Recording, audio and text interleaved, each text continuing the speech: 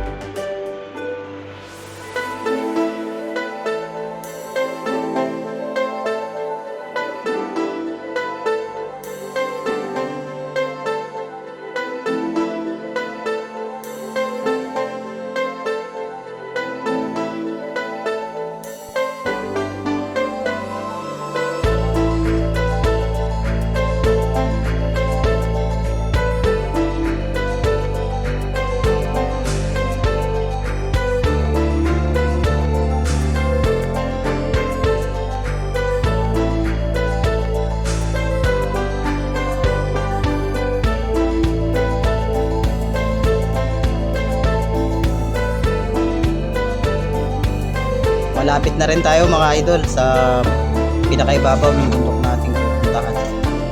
At habang tayo ay nagmumuni at naglalakbay ng napakaingat ay tingnan po natin yung ating lugar na pinanggalingan na yung isang bundok po na yung buhit na daan. Doon po tayo dumaan at ayun po yung mga view na napakaganda po dito. At nandito na nga po tayo, malapit na po tayo sa pinakaibabaw mga idol. At pati yung aking alaga idol na si Bantay hinihingal na rin. Bantay. At yun nga, dito rin naman tayo sa pinaka-summit po.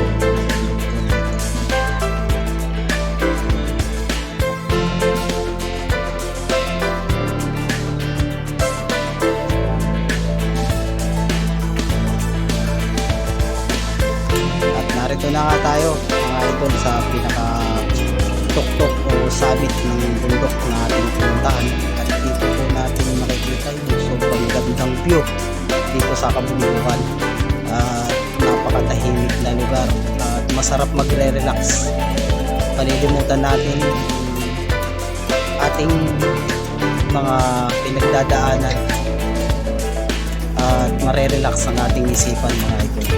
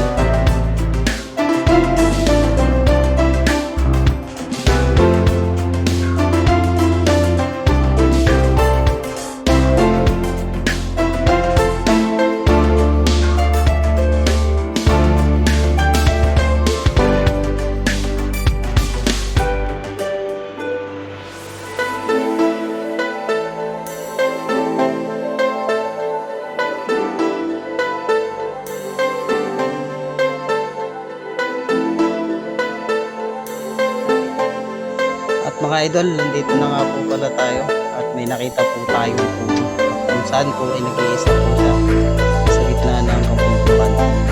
At titingnan po natin idol kung nakita po yung tao na nakatira po dito. At ayun po ang kanyang tindahanan. At meron din po siya dito na munting farm o halamanan. At may mga alaga po siya dito kambing at mayroon din po siyang tanim na mais at saka sayuti. At ayun nga po siya idol, nakikita po natin siya sa mukha po. May dala po siyang parang himig po at mayroon po siyang pupit na kulungan. Ayan po yung parking niya po, yung taniman niya ay nag-iisa po siya dito sa gitna po ng kabundukan. Tanging siya lang po dahil masarap daw po mamuhay ang isa tapos wala pong iniisip kundi yung kanyang ikasisiya. Kaya nga po nito nakuha po siya ng 1,000 na kung tawagin po ay patubatot bagong puno lang po at bagong puno lang po. Ayan po sa kaibigan po natin taga rito po sa gitna po natin.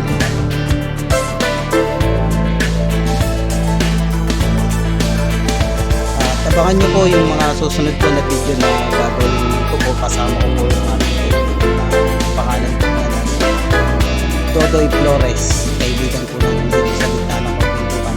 Sana yung mga video po kami na gagawin na kasama ko po siya. Abangan nyo po mga idol.